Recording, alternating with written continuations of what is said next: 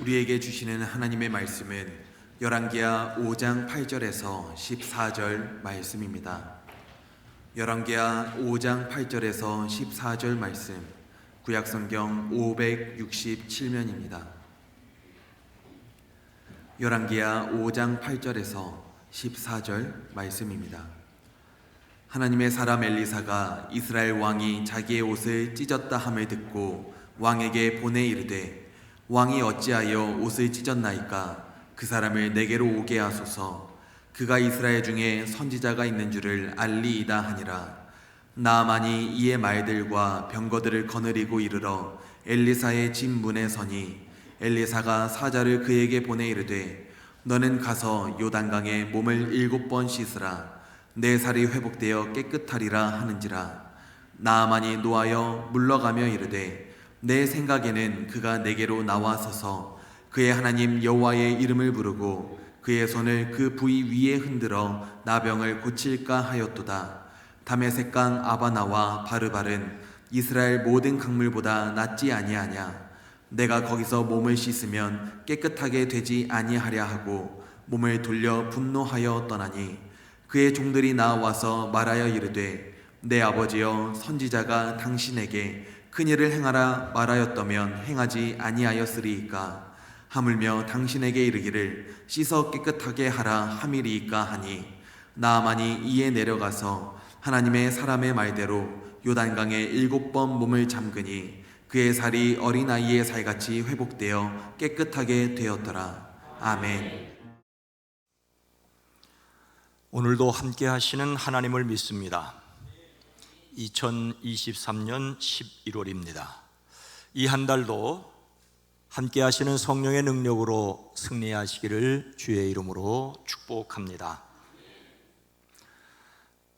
며칠 전 어느 집사님 가정에 신방 갔다가 포인세티아를 화분에 예쁘게 가꾸신 것을 보았습니다.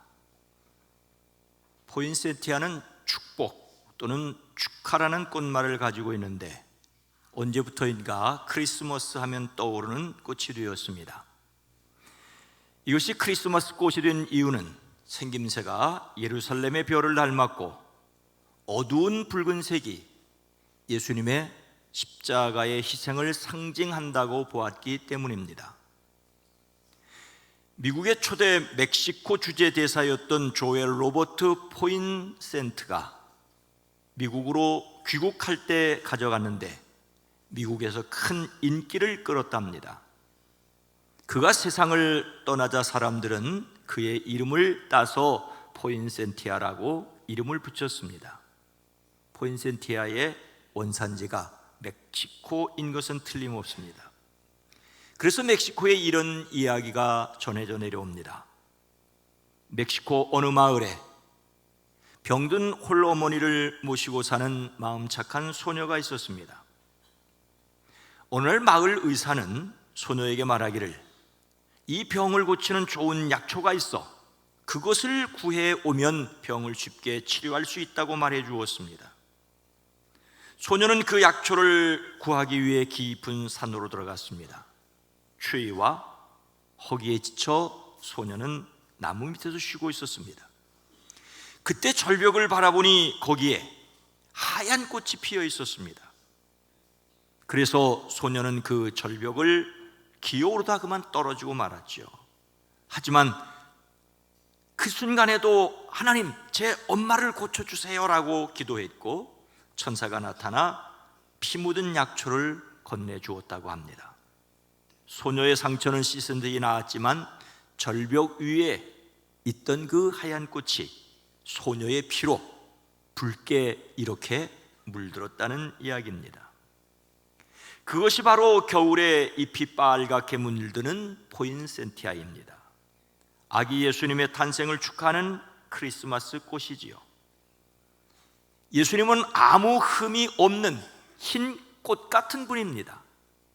그러나 인류의 죄를 대속하기 위해 붉은 꽃처럼 십자가에서 피를 흘리셨습니다. 포인세티아를 크리스마스의 꽃이라고만 생각하지 말고 그 피를 기억했으면 좋겠습니다. 오늘 말씀은 아람의 군사령관 나만이 엘리사를 통하여 치료받는 내용입니다. 그때 나만이 처음에 기대했던 것은 무엇이었을까요? 11절 말씀입니다. 나만이 노하여 물러가며 이르되 내 생각에는 그가 내게로 나와서서 그의 하나님 여호와의 이름을 부르고 그의 손을 그 부위에 흔들어 나병을 고칠까 하였도다. 이스라엘 조상 아브라함과 아람의 조상 나홀은 형제 사이였습니다. 이스라엘과 나홀이 같은 뿌리이죠. 이삭과 야곱은 모두 아람 여인들을 아내로 맞았습니다. 하지만 그 이후 아람이 다시 성경에 등장했을 때에는 이스라엘의 대적이 되었습니다. 사울과 전쟁하였고 다윗에게 정복되었습니다. 솔로몬 이후에는 힘을 되찾은 아람이 이스라엘을 자주 침략했습니다. 오늘 말씀에서도 아람은 강력한 힘으로 이스라엘을 억압하는 나라입니다. 오늘날 다마스쿠스를 수도로 하는 이스라엘 북쪽의 시리아, 그 시리아가 아람의 역사를 잇고 있습니다. 끊임없는 반복되는 역사를 확인할 수 있습니다. 그 땅에 평화가 있기를 주님의 이름으로 소망합니다. 당시 아람 왕은 벤하닷 2세로 추정되는데 32개의 속국의 왕들과 그 군대를 거느리고 이스라엘을 침략하기도 했습니다. 이 아람 왕의 군사령관이 나만 장군이었고 그는 왕이 가장 아끼는 인물이자 존경받는 인물이었습니다. 그가 아람에 큰 승리를 가져다 주었기 때문이었습니다. 물론 성경은 이 또한 하나님께서 허락하신 일이라고 기록하고 있습니다. 나만은 강한 용사였는데 그러나 그는 나병에 걸렸습니다. 당시 패권 국가인 아람의 왕에게 인정받는 장군이었지만 나병에 걸렸다는 것은 엄청난 영광과 함께 엄청난 수치가 그에게 있었다는 말입니다. 세상의 모든 것을 다 가진 듯하였지만 당시로서는 전혀 손을 쓸 수 없는 문제가 있었다는 것을 상징합니다. 그런데 이 나만이 이스라엘에 쳐들어갔을 때 그곳에서 포로로 잡아온 어린 소녀 하나가 있었습니다. 이 소녀는 나만의 아내의 시중을 들었습니다. 그 소녀가 말하기를 주인 어른께서 사마리아에 있는 선지자 엘리사를 만나보시면 좋겠습니다. 그분이라면 어르신의 나병을 고칠 수가 있을 것입니다. 자기 병을 고칠 수 있다는 말에 나만은 곧바로 그의 왕에게 나아가 이 보고를 했고 아람 왕은 기꺼이 허락하였습니다. 더욱이 이스라엘 왕에게 보내는 편지까지 써주었습니다. 그는 조금도 망설임 없이 이스라엘로 향했습니다. 더욱이 은 10달란트와 금 6,000개와 옷 10벌을 가지고 갔습니다. 그가 가지고 간 예물은 엄청났습니다. 한 달란트를 약 34kg으로 보고 한 세겔을 11.4g으로 보았을 때 그가 준비한 은은 340kg이었고 금은 68.4kg였습니다. 금값만도 오늘날 시세로 5, 60억이 되었습니다. 병만 고칠 수 있다면 그 어떤 대가라도 지급할 준비가 되었다는 말이자 엄청난 돈을 들여서라도 병을 고쳐보겠다는 생각이었습니다. 나만은 아람 왕의 편지를 이스라엘 왕에게 전했습니다. 그것은 부디 나만의 병을 고쳐주시기를 바란다는 내용이었는데 일방적인 통보였지요. 강대국 아람 왕으로서 약소국 이스라엘 왕에게 자기 사람의 병을 고쳐내라는 것입니다. 아람 왕은 그렇게 자신이 명령하면 다 될 줄로 생각했던 듯 싶습니다. 하지만 이스라엘 왕의 입장에선 전혀 예상치 못한 일에 적지 않게 당황했습니다. 아람이 그들을 다시 공격할 빌미를 찾는 것으로 생각했습니다. 이스라엘 왕이 자기는 나병을 고칠 수 없다고 솔직히 인정한 것은 옳습니다. 하지만 하나님께서 이 일을 통하여 어떻게 일하실지를 보는 믿음은 전혀 없었습니다.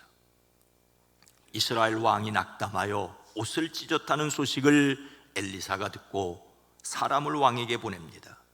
어찌하여 옷을 찢으셨습니까? 그 사람을 나에게 보내주십시오. 이스라엘에도 선지자가 있음을 그에게 알게 해 주겠습니다. 그래서 나만은 군인들과 병거를 거느리고 와서 엘리사의 집 문 앞에 멈추었습니다. 그런데 엘리사는 자기 집 문 앞에 아람의 군사령관이 왔다는데 나와보지도 않고 사환을 시켜 그에게 말하게 하였습니다. 그것은 요단강으로 가서 몸을 7번 씻으면 깨끗하게 될 것이라는 말이었습니다. 처방은 간단했습니다. 요단강에 가서 씻으라는 말이죠. 그러나 요단강은 사마리아에서 30여 킬로나 떨어져 있었습니다. 요단강까지 길이가 멀고 각곡고를 떠나 엘리사의 태도가 나만의 심기를 건드렸습니다. 나만은 화가 나서 발길을 돌립니다. 적어도 엘리사가 직접 나와서 정중하게 나를 맞이하고 그의 하나님의 이름을 부르며 상처 위에 직접 안수하여 나병을 고쳐주어야 도리가 아닌가. 나만은 비록 나병에 걸렸지만 아람 왕이 총애하는 군사령관이었고 아람 왕의 편지를 가지고 이스라엘 왕에게로 왔습니다. 더위에 엄청난 예물을 가지고 왔습니다.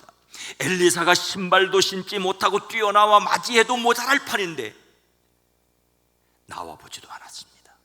우리식으로 말하자면 콧배기도 안 보였습니다. 그러고는 하인을 통해서 요단강에 가서 씻으라고 말만 전합니다. 나만이 원한 것은 성대한 치료 의식이었습니다. 좀 더 그럴듯하고 모양나는 것을 원했지요. 그런데 나와보지도 않고 그것도 하인을 시켜 요단강에 가서 7번을 씻으라니 인간적으로 화가 날만은 합니다. 그는 그렇게 불평하고 나서 발길을 돌려 분을 참지 못하고 떠나갔습니다. 그는 몰랐습니다. 예식이나 의식이 사람을 깨끗하게 할 수 없다는 사실. 나만의 질병은 사람으로 고칠 수 없는 질병이었습니다. 그 해결의 실마리도 그가 이스라엘을 공격하여 잡아온 자기 아내의 종으로 쓰는 작은 계집아이의 말에서 비롯되지 않았습니까? 그런데 이것을 아람 왕에게 보고하고 왕의 편지를 가지고 이스라엘 왕에게 가고 엄청난 재물을 쏟아 부을 준비를 하며 위세를 떨었습니다. 그러나 여러분, 골마 터져진 상처를 황금 보자기로 싸맨다고 해서 거기에 향수를 바른다고 해서 그 병이 고쳐지는 것은 아니지 않습니까? 위세를 떨고 권력을 자랑해도 그것이 문제 해결의 길이 아니라는 것을 그는 전혀 몰랐습니다. 돈이 없어 치료를 받지 못하는 사람들도 많지만 돈이 있다고 해서 모두 다 치료를 받고 건강해지는 것도 아니지 않습니까? 여기서 우리는 깊이 생각해 보아야 합니다. 모양나게 인생을 살았다고 해서 정말 모양나는 인생입니까? 겉은 화려한데 그 속은 썩어 고름이 흐르고 있을 수 있습니다.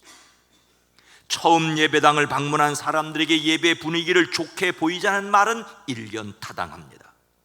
하지만 예배가 쇼는 아니지 않습니까? 멋진 연출과 감동적인 분위기와 화려한 말솜씨가 사람을 모을 수 있습니다. 그것이 어느 정도 필요하다는 것을 저는 인정합니다. 하지만 그것이 사람의 영혼을 구할 수 있다고 생각하면 오해입니다. 사람들은 다만 진통제를 맞으며 고통을 잠시 잊고 있을 뿐입니다. 그래서 정말로 영혼을 생각한다면 항상 그 너머를 보아야 합니다. 자신의 기대를 넘어 일하시는 하나님을 믿으시기를 주의 이름으로 축원합니다. 축원합니다. 그렇다면 무엇이 사람을 온전하게 합니까? 무엇이 사람을 깨끗하게 합니까? 우리가 넘어 바라보아야 할 것은 무엇입니까? 14절 말씀을 함께 읽습니다.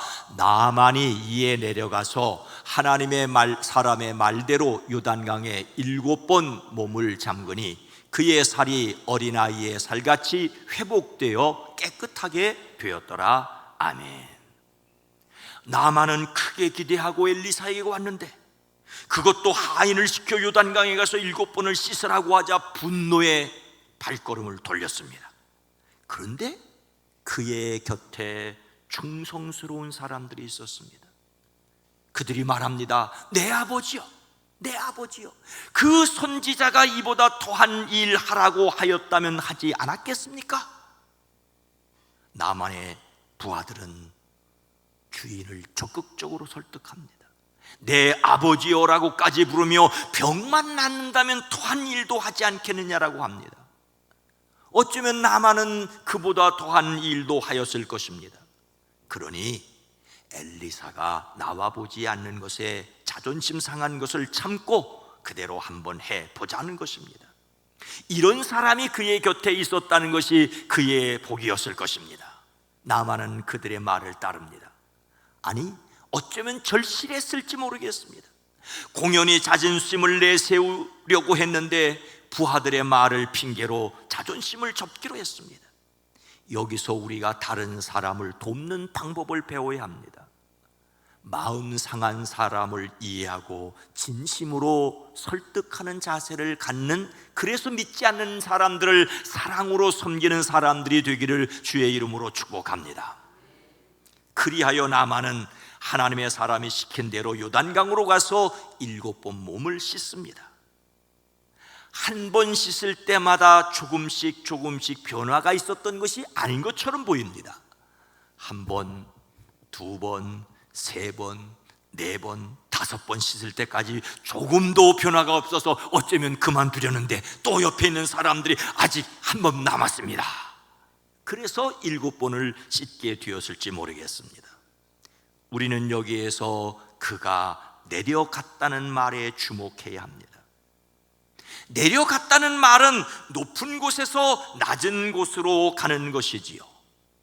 나만이 엘리사가 있는 사마리아의 고지대에서 요단강 저지대로 내려갔다는 말입니다. 그러나 또한 그가 자신을 낮추고 선지자의 말에 겸손히 순종했다는 것이기도 합니다. 그는 엘리사의 말대로 요단강으로 내려갔습니다. 자신의 기대와 어긋났다고 분노하던 것을 내려놓았습니다. 그는 하나님 앞에서 겸손해야 한다는 것을 배웠습니다. 자신을 요단강에 7번 담글 정도로 철저하게 순종했습니다. 그리고 마침내 하나님께서 단번에 그를 깨끗하게 하셨습니다. 이에 나아만은 그의 모든 수행원들과 함께 하나님의 사람 엘리사에게로 다시 돌아와 그 앞에 서서 말합니다. 이제야 나는 온 세계의 이스라엘밖에 하나님이 계시지 않는다는 것을 알게 되었습니다. 부디 제가 드리는 이 선물을 받아주십시오. 나만은 그를 깨끗하게 하신 분이 하나님이심을 인정했습니다. 그리고 그 하나님의 사람인 엘리사에게 준비해 가지고 온 선물을 드리려고 했습니다. 그러나 엘리사는 내가 섬기는 하나님께서 살아계심을 두고 맹세하지만 나는 그것을 받을 수가 없다고 거절합니다. 나만은 받아달라고 다시 권하지만 엘리사는 끝내 거절하였습니다. 그를 치료하신 분은 하나님이셨기 때문입니다. 하나님의 말씀에 순종하여 깨끗하게 됩니다. 나만이 요단강으로 내려갔다는 말은 높은 곳에서 낮은 곳으로 내려갔다는 말이자 자존심을 버리고 겸손하게 순종한 것으로 이해할 수 있습니다. 요단강물에 7번을 잠근 것도 7번이라는 횟수가 아니라 완벽하게 자신을 죽이고 새로 태어난 것으로 이해할 수 있습니다. 하나님이 원하신 것은 그가 죽고 다시 사는 것이었습니다. 나만이 요단강에 들어갔다 나온 것은 그의 옛사람이 죽고 새롭게 태어난 것을 상징합니다. 그의 자존심은 그를 요단강에 잠그는 것을 처음에는 거절하였지만 하나님의 말씀에 순종하는 과정을 통하여 비로소 온전하게 되었습니다. 하나님의 말씀에 순종함으로써 영혼뿐만 아니라 몸까지 건강해지는 저와 여러분 모두가 되기를 주의 이름으로 축복합니다. 이렇게 나만의 몸은 깨끗하게 되었는데 그 사람의 영혼은 어떻게 깨끗하게 되는 걸까요? 신약 성경 히브리서 4장 14절은 이렇게 말씀하십니다. 함께 읽습니다. 하물며 영원하신 성령으로 말미암아 흠없는 자기를 하나님께 드린 그리스도의 피가 어찌 너희 양심을 죽은 행실에서 깨끗하게 하고 살아계신 하나님을 섬기게 하지 못하겠느냐. 구약 성경에서 사람은 출산이나 몸의 유출 또는 나병, 악행, 시체와 접촉 등등으로 부정하게 되었습니다. 우상 숭배는 사람이 가장 크게 심각하게 부정하게 되는 것으로 간주되었습니다. 이 부정하게 된 것을 제사장이 정결하게 하는 방법은 염소와 황소의 삐를 뿌리거나 암송아지의 재를 섞은 물을 뿌리는 것이었습니다. 제사장은 온전하여 흠이 없는 아직 멍에를 매지 아니한 붉은 암송아지를 잡아 불사른 재를 물에 섞어 우슬초로 뿌림으로써 부정하게 된 사람을 깨끗하게 하였습니다. 이렇게 동물을 불살라 얻은 재의 물을 뿌려 정결하게 된다면 그리스도의 피가 어찌 죄인들을 정결하게 하지 못하느냐라고 묻습니다. 여기에 대한 대답은 당연히 그리스도의 피가 동물의 잿물보다 우월하다는 것입니다.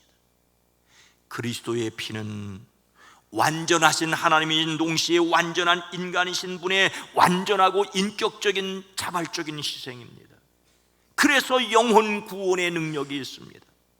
성령으로 기름 부음 받은 그리스도께서 성령의 권능을 통하여 십자가에 돌아가심으로 인간 구원의 길을 완성하셨습니다.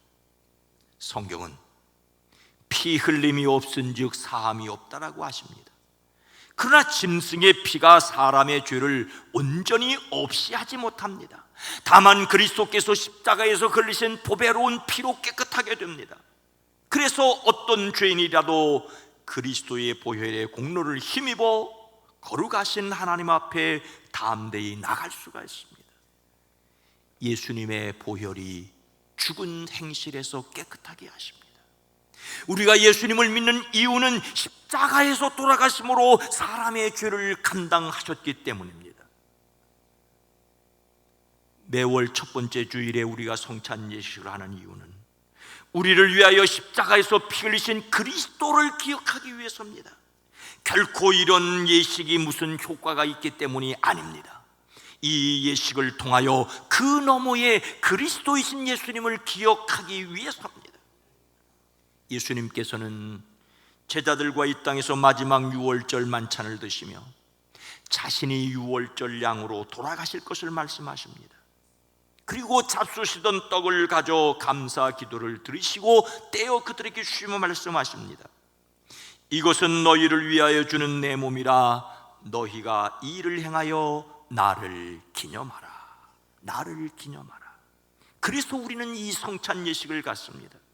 이 성찬 예식이 우리를 구원하는 것이 아니라 이 예식을 통하여 다시 기억하는 십자가에서 돌아가신 예수님이 우리를 모든 죄에서 깨끗하게 하십니다.